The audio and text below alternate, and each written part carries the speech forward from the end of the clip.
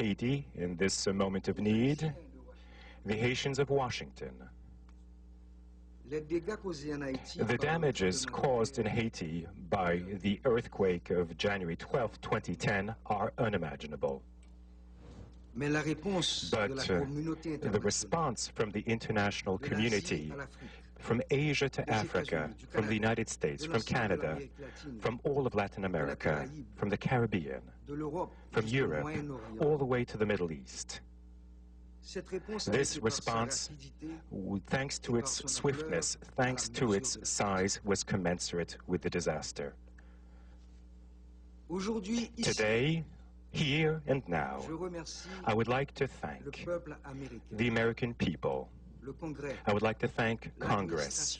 I would like to thank the administration, and you in particular, Mr. President, as well as your wife, not only for the material aid, but also for the moral support, the psychological support that helped us realize that we were not alone, and that provide us great comfort in our distress. You, thanks to your statements, sent a message to all of those who provided help to Haiti. Needless for me to repeat that which you said. So I would like to thank you for having made it possible for these people to come to help us.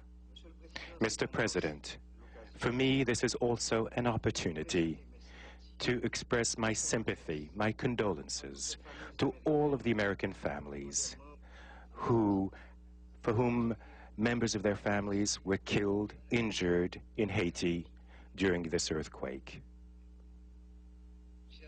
Dear friends, we must draw the lessons from what occurred in Haiti. These are lessons for all of mankind.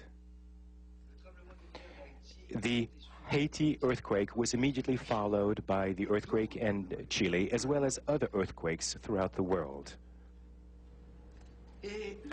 And the countries that have seismic risks are not merely those countries which are located on top of seismic faults. In fact, the tsunamis, which are the repercussions of broken faults, threaten other regions as well as the United States. In addition to earthquakes and tsunamis, global warming is a major concern for the entire planet.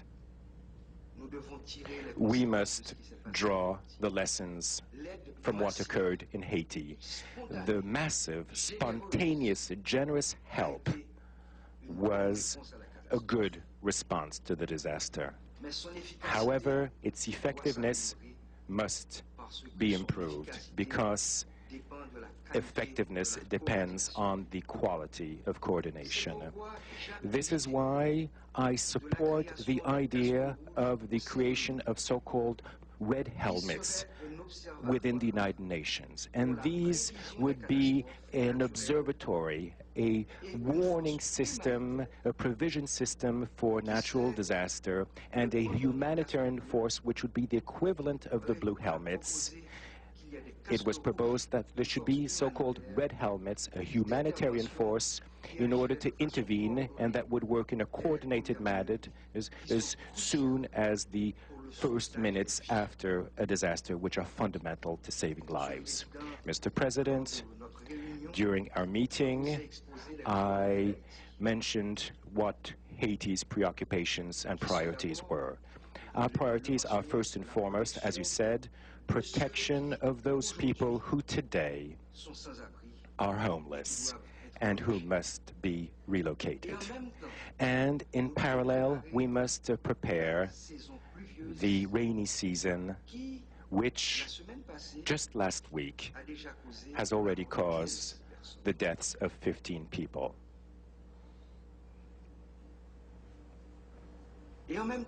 And at the same time,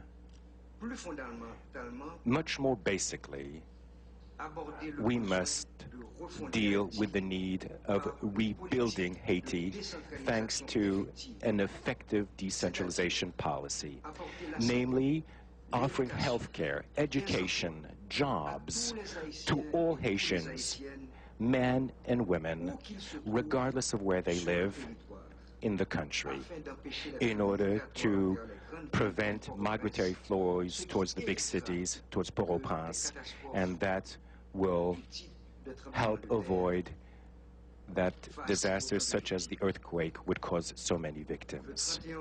On March 31st, there will be at the United Nations an international conference in order to support the reconstruction of Haiti.